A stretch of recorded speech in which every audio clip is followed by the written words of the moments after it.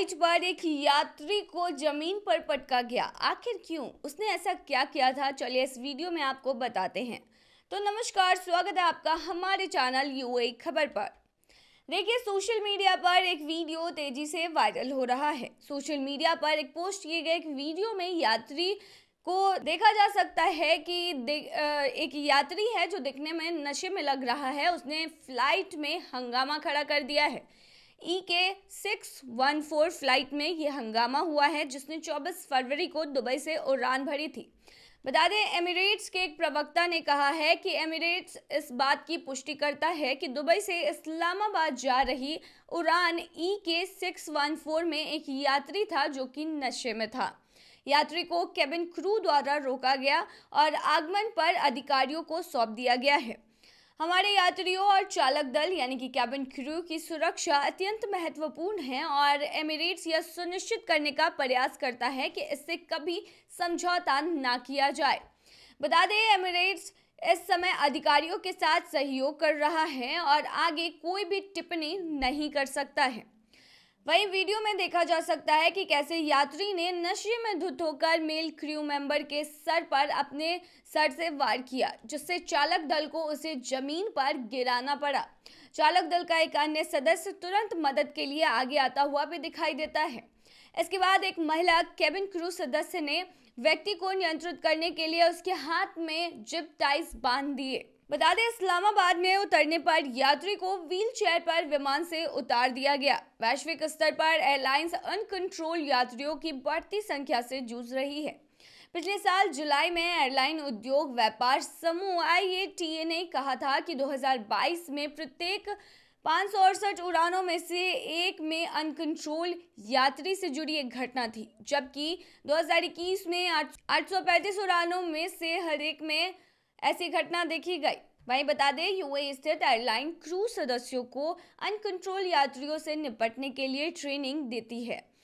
बता दें, मई 2023 में देश ने मॉन्ट्रियल प्रोटोकॉल 2014 की पुष्टि की थी। ये एक ऐसा कदम था जो उड़ानों में अनकंट्रोल और ऐसे यात्रियों को उससे निपटने के खिलाफ वैश्विक कानूनी निवारक को मजबूत करता है। वहीं आपको बता दें, इसका वीडियो सोशल मीडिया पर काफ़ी वायरल हो रहा है, तो आप भी देख सकते हैं। तो ये थी तमाम जानकारी। बनी रही ऐसी खबरों के लिए यूएई खबर पर। परिवार को सैर कराने बुलाया दुबई। पहुंचा परिवार तो हो गई भारतीय व्यक्ति की मौत। क्या है पूरा मामला? चलिए इस वीडियो में आपको बताते हैं। तो नमस्कार, स्वागत है आपका हमारे चैनल यूएई खबर पर। देखिए, एक भारतीय व्यक्ति ने कभी सोचा भी नहीं होगा कि उसके साथ ऐसा होगा। दरअसल भारतीय व्यक्ति ने बड़ी ही मन्नत से पिछले सप्ताह अपने परिवार को पहली बार दुबई बुलाया था ताकि वो घूम सके, अपने फैमिली के साथ टाइम बिता सके। सोचा था कि परिवार को दुबई घुमाएंगे, लेकिन कुदरत को तो कुछ और ही मंजूर था। जी हाँ, देश में परिवार के आते ही भारतीय व्यक्ति की मौत हो गई। बता दें, भारतीय व्यक्ति पिछले 15 साल से भी अधिक समय से यूएई में रह रहे थे। प्रवासी को दिल का दौरा पड़ा, जिसके कारण उसकी मौत हो गई। कार्यकर्ता अशरफ थमराशेरी के अनुसार वह व्यक्ति अपने परिवार से मिलने के लिए काफ़ी एक्साइटेड था। उन्होंने भले ही वहाँ 15 साल से अधिक समय बिताए हों, लेकिन उन्हें अपने परिवार को दुबई लाने का कभी मौका नहीं मिल पाया। उन्होंने कुछ समय के लिए सेविंग्स की थी और उन्हें यहाँ आकर बहुत खुशी हुई और उन्होंने अपने परिवार को उसी सेविंग्स से बुलाया। उनके दोस्तों ने कहा कि उन्होंने अपने प्रवास के दौरान उनके लिए बहुत सारी एक्टिविटीज़ की प्लानिंग कर रखी थी। हालांकि उनकी योजनाएं सफल नहीं हो सकी, प्लानिंग फ्लॉप हो गई। अशरफ ने आगे बताया कि जिस दिन परिवार आया वो आदमी बहुत खुश था। उन्होंने कहा कि जब परिवार घर पर दोपहर का भोजन कर रहा था, इसी दौरान भारतीय को सीने में दर्द हुआ। हालांकि उस व्यक्ति को तुरंत अस्पताल ले जाया गया, लेकिन वह आदमी बच नहीं पाया, उसकी मौत हो गई। यहाँ पहुँचने के महज 3 दिन के भीतर ही परिवार को दुबई छोड़ना पड़ा। आवश्यक कागजी कार्रवाई और औपचारिकताएं पूरी होने के बाद व्यक्ति का शव घर भेज दिया गया। उनका अंतिम संस्कार पिछले सप्ताह किया गया था। अशरफ ने कहा कि यह देखकर दुख हुआ कि जो परिवार अपने पिता के साथ एक छुट्टियां बिताने की उम्मीद से यहाँ आया था, उसकी दुनिया इतनी तेजी से कैसे ढह गई। वहीं आपको जानकारी के लिए बता दें कि संयुक्त अरब अमीरात में प्रवासी की मृत्यु हो जाती है तो परिवार को प्रारंभिक मृत्यु रिपोर्ट दर्ज कराने के लिए संबंधित अधिकारियों को इन्फॉर्म करना होता है। एक बार जब शव को मुर्दाघर में ले जाया जाता है तो अधिकारी डेथ सर्टिफिकेट की घोषणा जारी करेंगे। इस डॉक्यूमेंट पर पुलिस द्वारा मुहर लगाने की आवश्यकता होती है, जिसके बाद नो ऑब्जेक्शन सर्टिफिकेट जारी किया जाता है। यदि परिवार को शव को घर वापस लाने की आवश्यकता होती है तो आगे की औपचारिकताएं जो हैं वो पूरी की जाती हैं। चाहे कुछ हो, लेकिन ये सुनकर काफ़ी दुख हुआ कि एक परिवार अपने पिता से मिलने के लिए दुबई गया था, जहां पर उसके पिता वहां मिले, काफ़ी खुश हुए और लेकिन 3 दिनों के भीतर ही उसके पिता की मौत हो गई।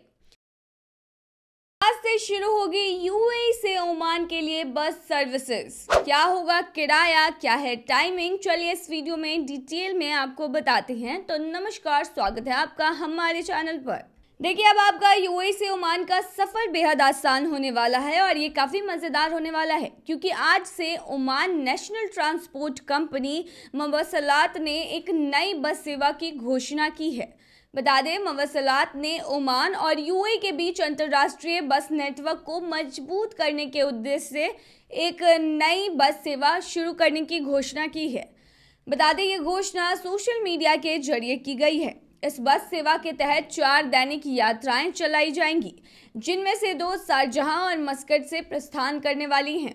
बता दें, ये सेवा शिनास के माध्यम से संचालित होती हैं, जो दोनों शहरों के बीच सुविधाजनक कनेक्शन प्रदान करती है। वहीं बता दें, एक तरफा यात्राओं के लिए किराया 10 OMR जो लगभग 95 दिरहम है और वापसी यात्राओं के लिए OMR 19 लगभग 276 दिरहम से ये शुरू होता है। इसके अलावा यात्रियों के लिए सामान ले जाने की एक लिमिट भी है। बता दें, यात्री अपने साथ 7 किलो का हैंड लगेज ले जा सकते हैं और 23 किलो का चेक्ड बैगेज ले जा सकते हैं। ये जो लिमिट है वो सामान का रखा गया है। इसके अलावा आपको बता दें कि पहली बस सुबह 6:30 बजे मस्कट से अजीबा स्टेशन के लिए निकलती है और दोपहर 3:40 पर शारजाह पहुंचेगी। वहीं दूसरी शाम 4 बजे वापस से प्रस्थान करेगी और 1:10 पर पहुंचेगी।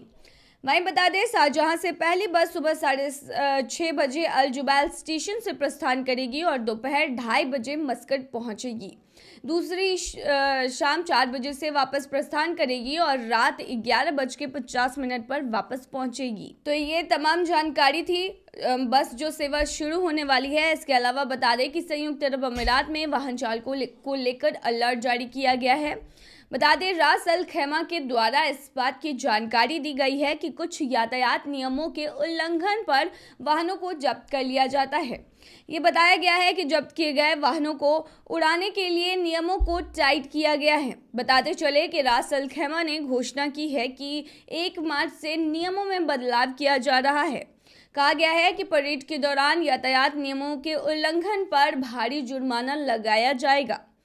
वहीं इस बात की जानकारी दी गई है कि परेड के दौरान यातायात नियमों के उल्लंघन पर वाहन को 15 से 20 दिनों के लिए जब्त कर लिया जाएगा।